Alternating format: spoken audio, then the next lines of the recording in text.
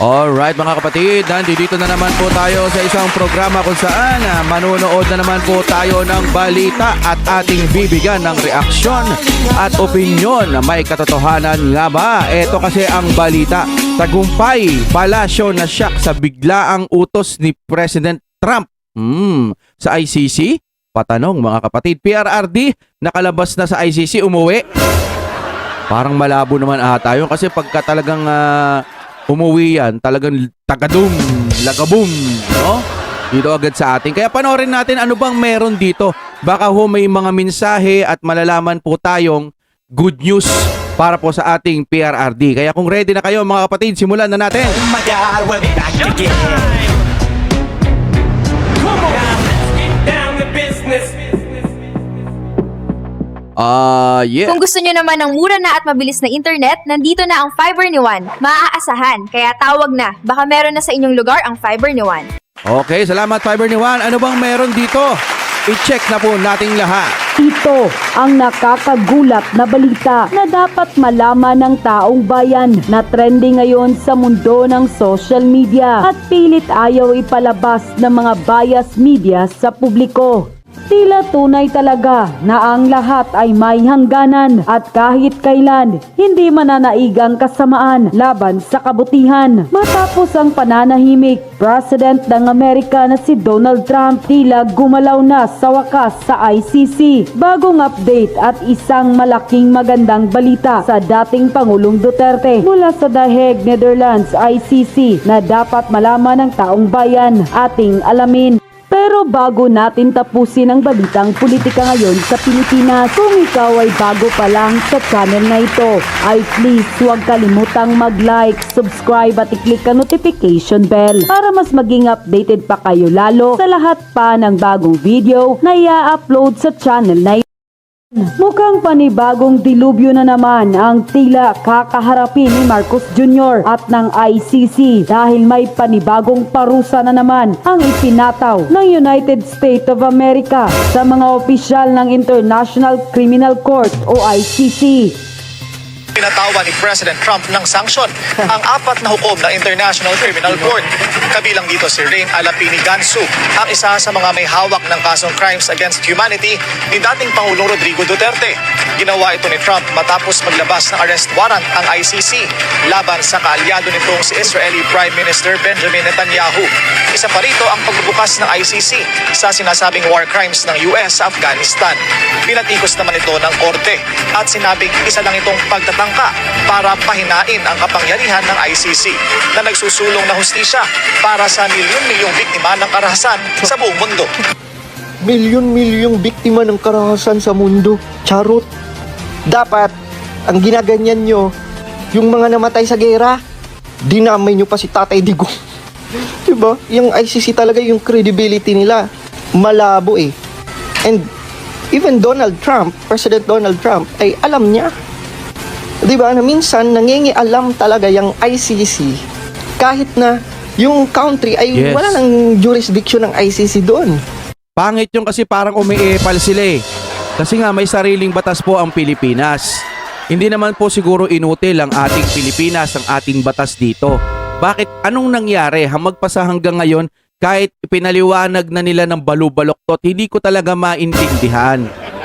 Yung kabila, naiintindihan nila kasi nga, kalaban Duterte para sa kanila. Kaya kung ano man ang sabihin ng Pilipinas na ito kung bakit dinala si Tatay Digong doon, sa kanila okay na yon. Naiintindihan na nila. Pero tayo na sumusuporta sa mga Duterte, nagmamahal sa mga Duterte, hindi natin maintindihan. Ako talaga di ko maintindihan. Okay, pinatawan ng sanction itong mga to. Ano bang ibig sabihin ng sanction na yan? Mga parusa na maaaring ipatupad ng ICC habang buhay na pagkakabilanggo. Tama ba itong aking sinerch? Pagkakakulong ng hanggang 30,000 30 na taon. Pagbabayad ng danyos, tapos pagkumpis ka ng ari-arian, tandaan walang death penalty sa ICC. At ang kasong dinidinig ng ICC ay mga krimen, okay? Kung ang tinutukoy mo International Criminal Court, ang mga sanction o parusa na ipinapataw nito ay nakadepende sa bigat ng krimen na ginawa ng akusado. Hindi ito tulad ng isang bansa na nagbibigay ng economic sanction, kundi ito ay korte na nagpapataw ng krimen penalty para sa mga pinakamalalagang etc. Ay, tuloy na lang nga natin to. Mali ata na i-search ko. Yung na-search ko ata, yung ginagawa nila dyan sa ICC. Tuloy muna tayo. Siguro mga lods no, nabalitaan ni Donald Trump ang nangyari kay Tatay Digong. Oo. Grabe. Talagang mauukit talaga yan sa kasaysayan na ang dating presidente ng Pilipinas sinurrender ng sarili nating kababayan, no? Sarili Yes. nating presidente. Ano yun? Para sa akin, kakupalan yung ginawa nila. Sa ibang bansa nga, kahit gaano kasama yung ano nila dun, yung mga kapwa nila, dun mismo nila nililitis sa sarili nilang bansa. Sa sarili nilang bansa. Dito, wala namang kasalanan si Tatay Digo. Pinilit po nilang dalhin dun.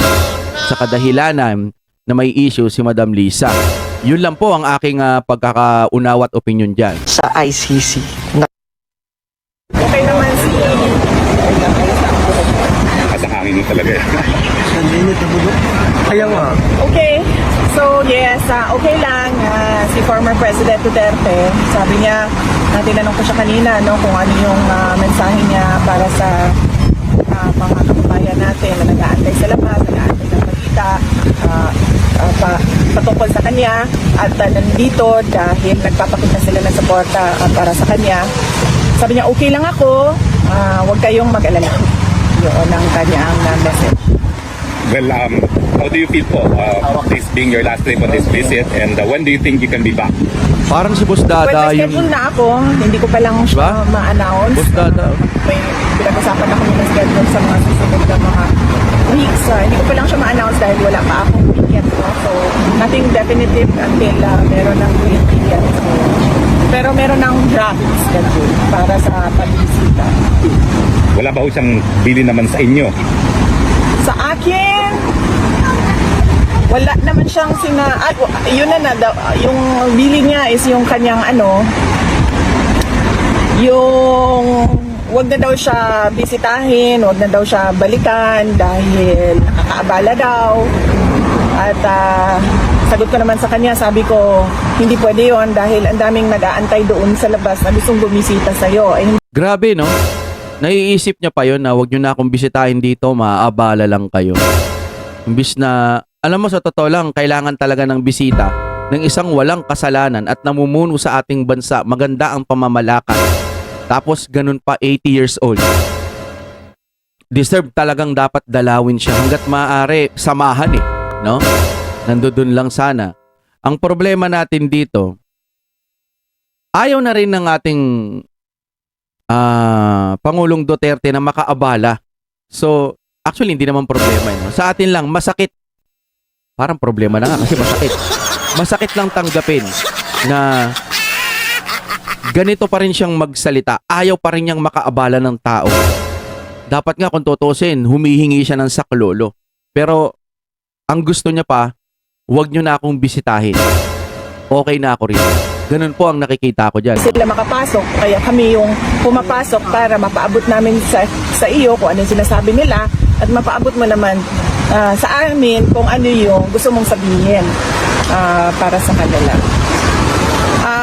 So yun Sa politika po, wala kayo napag-usapan? wala kaming napag-usapan sa politics napag-usapan namin yung hopelessness, sabi ko yung hopelessness and frustration ba sa government. Yun ang napag-usapan namin doon. Pero sa politika, wala namin napag-usapan kanina na politika.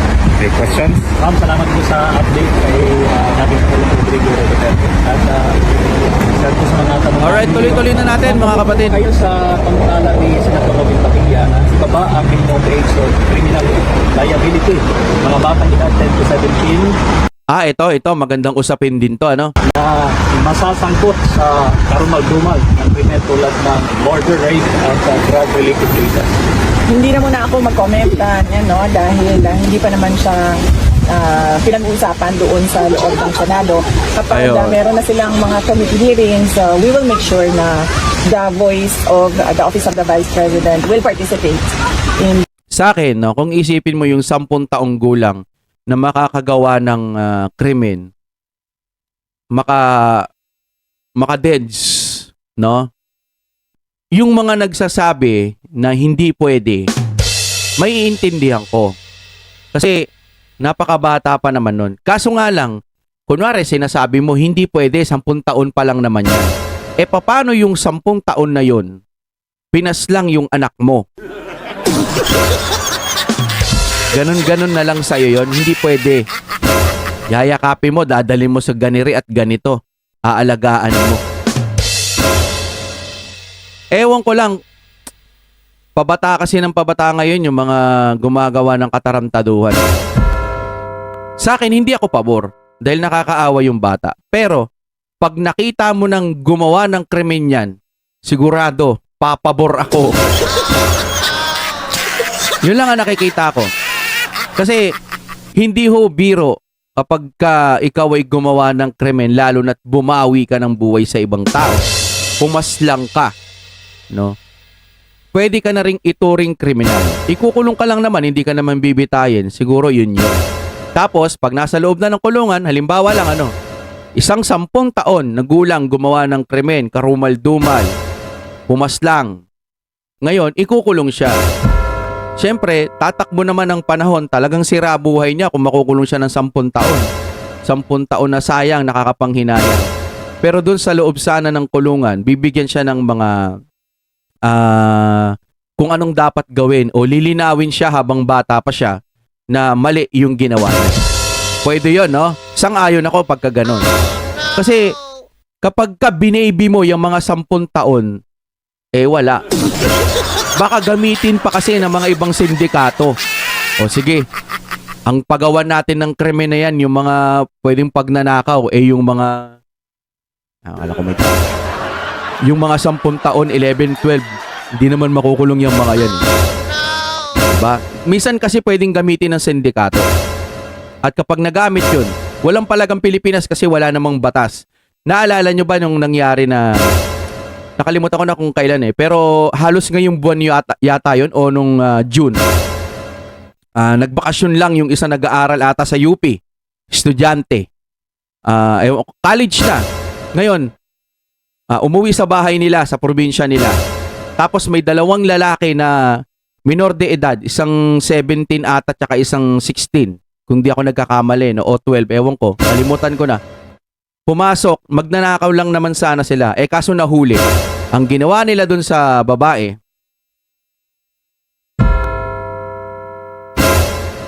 ginanon. Alam nyo na. Chinakchak. Wawa. So, anong gagawin dun sa dalawa? Yung pinaslang nila, nag-aaral, may kinabukasan babae. Tapos, pumasok ka lang, magnanakaw ka lang. Anong gusto mong gawin sa minor de edad? DSWD. Papayuhan. Buhay ho. Sinira nila yung buhay. Ngayon, ipinagtatanggol ng mga dilaw na hindi daw dapat yung mga minor de edad iikulong. Ang gago nyo.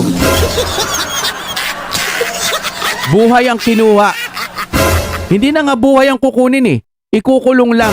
At sa kulungan, bigyan ng pagkakataon para magtanda. Bigyan ng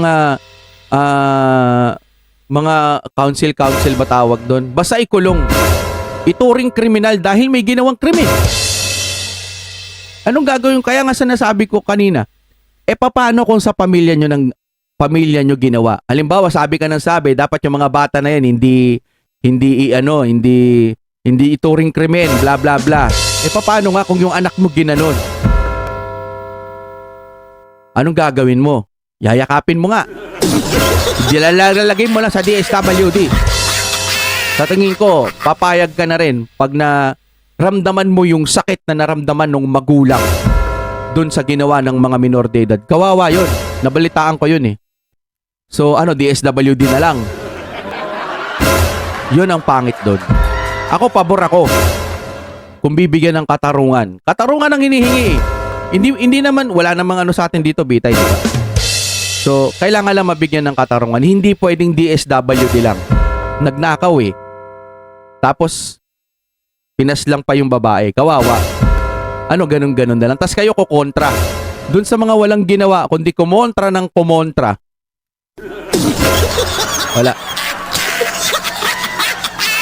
Wala kayong ginawa sa gobyerno kundi kumontra ng kumontra. Kahit sa magandang paraan sana, kukontra pa rin kayo. Back to topic na tayo mga kapatid. Tuloy-tuloy na ho natin ito ha. The committee hearings of the proposed bill of Senator Robin Padilla. Thank you, ma'am. Ma'am, sangayon po ba kayo sa paraan ng anunsyo ni DILG Secretary John Vic Remulla na suspension of work at classes na may halong biro?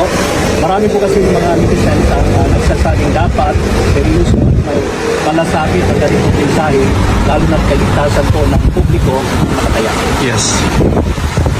Ano ang biro? Sinasabi niya mga abangers, ganito, in the manner that it was actually put out for the public to actually read, ma'am. Sinasabi niya mga abangers, ito pong update, mga abangers, ganito, ganyan. So, Sandali Hindi ko rin nag-gets. Hindi ko sa wala kasi ako ang hindi ko alam, hindi ko nakita, hindi ko nabasa. So mahirap mag-comment. Pero na-verify na ba na hindi siya parody account or fake news? yung official talaga na Facebook page ng DILG, ma'am, sinasabi niya, for example, there's a class suspension sa different cities. Ang in the manner na sinusulat niya, mga abangers, class suspension po. Sandali. Official DILG. DILG account. Sa And Facebook na-verify na ninyo. May blue check kasi, ma'am. Sige, so official DILG account, na-verify ninyo, and nagbibiro. Yes, the manner na pag... Hindi naman na-hack. Well, we don't know that, ma'am. Kasi consistent yung ma'am, Sabi ng pagsulat. mga netizens na dapat daw seryoso ang sa ganitong mga mensahe, lalo na kaligtasan ng publiko ang nakataya. Well, unang-una, gusto ko lang malaman kung official DILG account. At pangalawa, hindi siya na-hack. Okay, and hindi din siya fake news. Confirm yan lahat, ha? Tulad lang din yan noong sa Office of the Vice President. Merong Vice President at merong Office of the Vice President. Iba yung institusyon, iba yung tao. Yes. Okay? Kaya kami merong spokesperson for the Office of the Vice President kasi yung institusyon, meron silang mga ginagawa na trabaho, may projects, may service, may serbisyo, at merong bosses yung Office of the Vice President. So, kapag nandun ka, makikita mo, very professional yan sila. Pero pagdating naman sa Vice President, ako, yung tao, iba din yung bosses ko. So, kung galing yan sa DILG official account, na sinasabi ninyo, confirmed naman na DILG official account, and they have to be professional. Correct. Hindi ko sinasabing hindi pwede maging professional ang pero the person can express, has the freedom of expression. An institution does not have the freedom of expression. Kasi ma'am, yung mga kababayan natin, they are a little bit surprised yung manner ng ng approach sa pag-disseminate ng information kasi parang ginagawang joke or in a joking way. So, thank you for your comment, VP. Oh. Thank you, ma'am. Last na lang po. Ma'am, ano po ang... Question lang po, kasi kahapon, nababalik na ibalita ko po sa inyo yung pag-deny ng Pastor RTC sa post-mail ni Pastor Apollo na ibalita niyo po ba kay PRG? Hindi, sorry. Hindi namin napag-usapan yung balita na yan na hindi ko napaabot sa kanya yan ngayon. Thank you, ma'am. Ma'am, ano po yung ang reaksyon ninyo sa inilabas ng safety alert ng Ministry of Education ng China kaugnay sa pag-aaral ng kanilang mga estudyante sa Pilipinas kung saan pinanggit na may tumataas na bagta sa seguridad at insidente ng harassment sa mga Chinese nationals? Well, dapat lang na mag-issue sila dahil may obligasyon yung state to protect its citizen wherever they may be found, sa labas man ng China o sa loob ng China.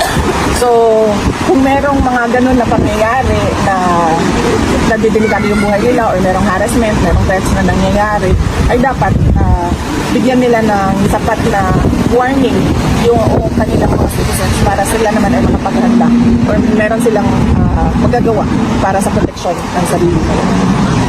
VP, do you have a comment? Kasi sinabi ng Senate mismo, ni Senator Gatchalian, I think, he said that the Senate will convene as a high impeachment court on the 4th of August to hear out the impeachment complaint against you.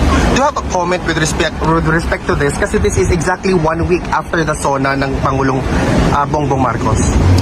Hindi na muna ako mag-comment about sa impeachment kasi merong spokesperson for the impeachment topics. Ito yung si Michael Poa. So, if you can find time to reach out to him to ask him questions about the impeachment, then he would gladly answer questions about the impeachment. Thank you, VP. VP, do you have any expectation na sana i-bring up ni President Trump kay Presidente Marcos Jr. ang issue ng ICC and about former President Duterte? Wala akong expectation. Wala akong expectation na i-bring up niya doon anything favorable to former President Rodrigo Duterte. Likely, baka i-bring up niya doon, pero ang kanyang sasabihin ay things that are unfavorable to President Duterte. Because he will really defend what they did to the former president. I meant on the part of President Trump. President Trump to President Marcos. Mayroon ba silang meeting? Wala pa po sa special. Wala pa po according to the official schedule. Wala pa po according to the official schedule for the day. Wala. So, okay. Yes, Any questions, guys? Madam, congratulations po sa disaster response ng napakaganda, positive po yung mga comments ng intelligent na tungkol po sa inyong disaster response. Paano nyo po ba uutusan yung Office of the Vice President pagdating dito samantalang matagal na po kayo nandito? paano nauutusan yung mga tao doon? Paano nyo po sila Nabibigyan ng commands? Okay. Well, unang-una kasi, ang Disaster Operations Center, nung tayo ay pumasok sa Office of the Vice President, in-institutionalize na natin siya. Kasi nakita namin, isa ito sa mga pinakamaraming requests na dinadala ng mga taong bayan na sa Office of the Vice President. Yung tulong kapag merong kalamidad. Yan ang isa sa top 3 na hinihingi. Ang una is medical and burial assistance. Ang pangalawa is disaster relief. Yan yung pangalawa na hinihingi ng taong bayan. So ang ginawa namin, in-institutionalize namin. Ibig sabihin, gumawa kami ng isang center at isang team ng mga tao na yun lang yung gagawin nila. Itong mga tao na ito ay araw-araw nagmo-monitor kung saan merong emergency, saan merong disaster sa buong Pilipinas. Pagkatapos itong mga tao na ito, pag nakita nila sa mga reports na merong kailangan bigyan ng tulong or merong nag-request ng relief kahit saan man, binabaton nila sa satellite offices natin.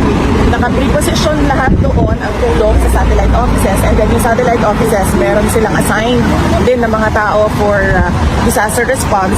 Tapos sila na yung pupunta kung saan man kailangan pupunta yung tulong at opisina.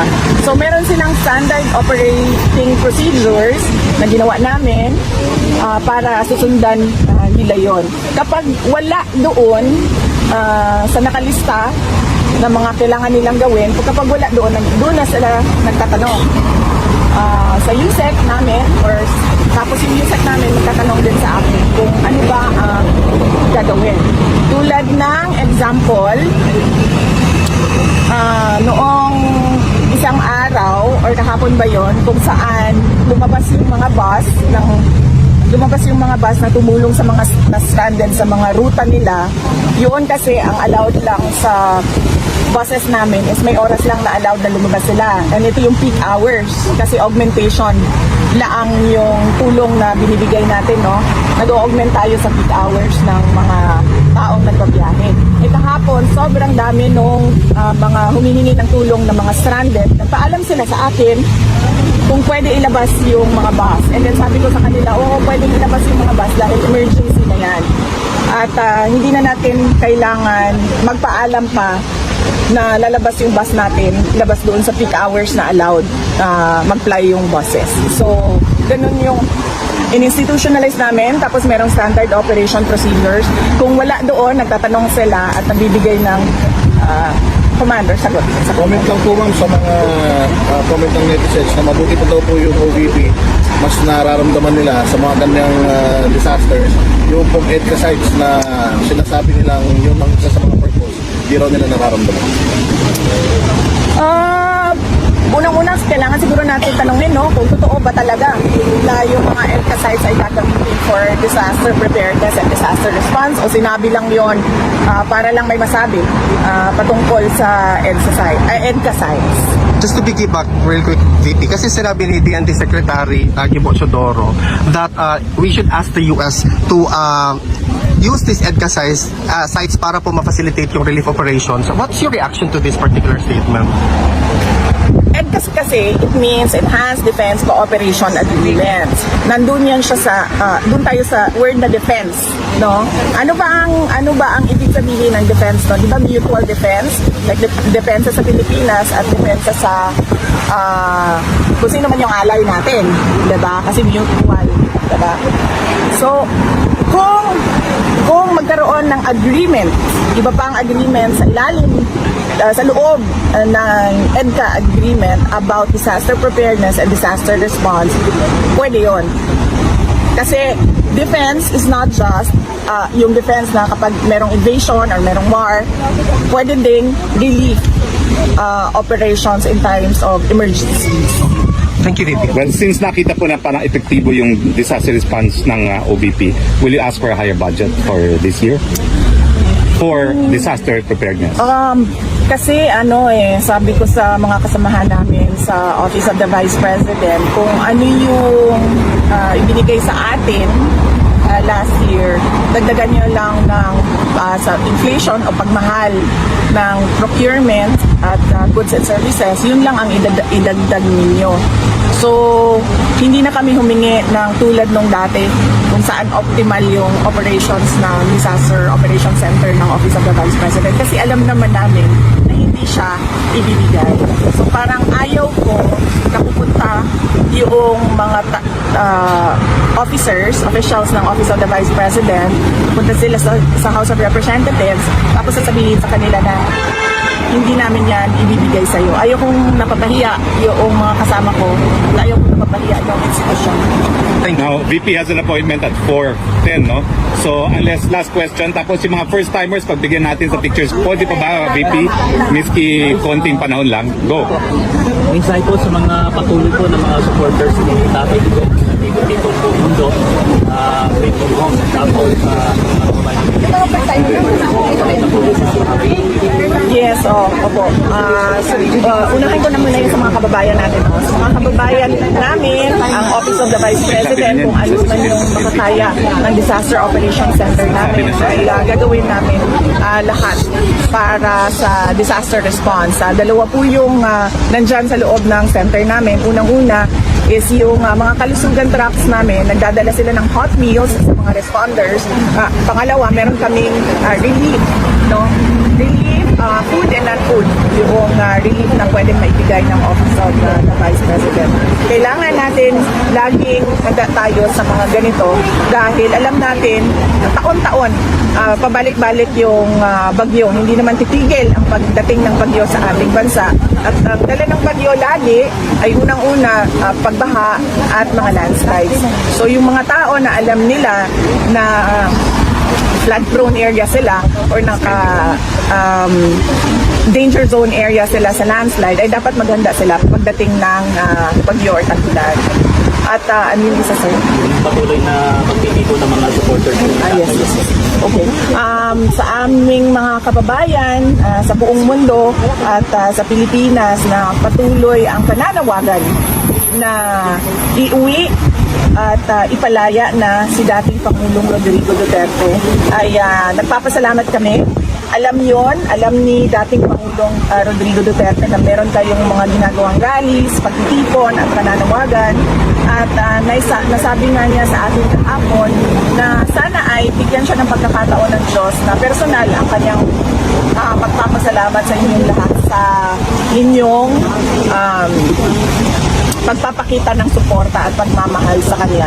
At naiintindihan niya na yung kagustuhan ninyo na siya ay mapalaya ay dahil gusto nyo yung nakita ninyong pagbabago sa bayan nung siya ay Pangulo ng ating bansa. At kaming mga pamilya, lalong-lalo na ako dahil ngayon ay umiikot ako sa Filipino communities abroad na nag-iimbita para makapagsalita ako at mapaintindi ko sa kanila kung ano nangyayari. Dating Pangulong Rodrigo Duterte, nagpapasalamat din ako dahil ang Filipino communities natin, sila yung gumagastos ng mga events at ng mga program natin at ang laking tulong at nagpapasalamat kami dahil napapaabot ko sa buong mundo yung ipinaglalaban natin na isang Pilipino na nakakulong sa The Hague, Netherlands dahil kinuha siya ng gobyerno ng Pilipinas. Sa pilitang kinuha at hinatin dito. Maraming salamat, VP. Ito bang nilabas si PRD kahapon sa ICC facility? Hindi, alam ko yung sagot pero hindi ako makakomment kasi hindi ko alam kung allowed siya sa Thank you, VP. hindi ko alam kung allowed siya sa akin level. Ang pinakamaayos siguro ay tanungin natin yung lawyer ni ni dating Pangulong Duterte, si Attorney Nicholas Kaufman. At yun na nga mga kapolitika, kung kayo ang tatanungin, ano ang masasabi nyo sa balitang ito? Please paki-comment naman sa ibaba at yan ay babasahin ng aming team. At kung nagustuhan nyo ang video, ay please huwag kalimutang mag-like, subscribe at i-click ang notification bell para palagi kayong updated sa mga nangyayari sa mundo ng politika dito sa bansang Pilipinas. Maraming salamat po!